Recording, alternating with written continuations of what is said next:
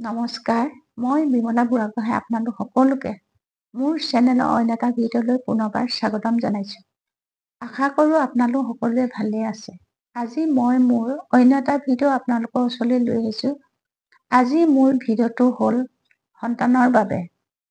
সন্তানে যদি পঢ়া শুনা কৰিবলৈ ইচ্ছা নকৰে, সন্তানে যদি মিছা আশ্ৰয় লয়, সন্তানে যদি মাক দেউতাকৰ কথা শুনিবলৈ ইচ্ছা নকৰে, সন্তানে যদি ফোনত ব্যস্ত হয়, তেতিয়াহ'লে কেছৰ সহায়ত কৰক। এই এটা মহা উপায়। প্ৰথমতে আপোনালোকে আপোনালোকৰ ঘৰত সদায় কেশৰ ৰাখিব। কেশৰ ৰাখি আপোনালোকে আপোনালোকৰ বাওঁ হাতত অকণমান কেশৰ ল'ব আৰু অকণমান গংগাজল ল'ব আৰু সোঁ হাতৰ অনামিকা আঙুলিয়ে সেই কেশৰৰ ওপৰত আপোনালোকে খুব ঘঁহিব।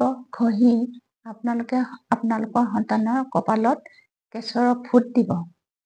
এইদৰে যদি আপোনালোকে সদায় আপোনালোকৰ সন্তানক কেশৰ ফোঁট দি স্কুললৈ পঠায়, তেতিয়াহ'লে আপোনালোকৰ সন্তানে পঢ়া শুনাত মন বহিব আৰু বেয়া অভ্যাসবোৰ এৰিব আৰু ফোনৰ পৰাও অলপ আঁতৰি থাকিব। কেশৰৰ সহায়ত আপোনালোকৰ সন্তানক কেনেকৈ ভাল কৰিব পাৰি তাৰ এই ভিডিঅ'টো আপোনালোকৰ ওচৰলৈ মই আগবঢ়ালোঁ। আপোনালোকে কৰি চাব। আপোনালোকৰ ঘৰত সদায় কেশৰ ৰাখিব, কেশৰ মজবুত কৰি ৰাখিব। চাব আপোনালোকৰ সন্তানটো লাহে লাহে কেনেকৈ শুদ্ধ পথলৈ ঘূৰি আহিছে, আপোনালোকে নিজেই গম পাব। মোৰ এই ভিডিঅ'টো আপোনালোকৰ ওচৰলৈ আগবঢ়ালোঁ। যদি ভাল লাগিলে লাইক, কমেণ্ট আৰু শ্বেয়াৰ কৰিব।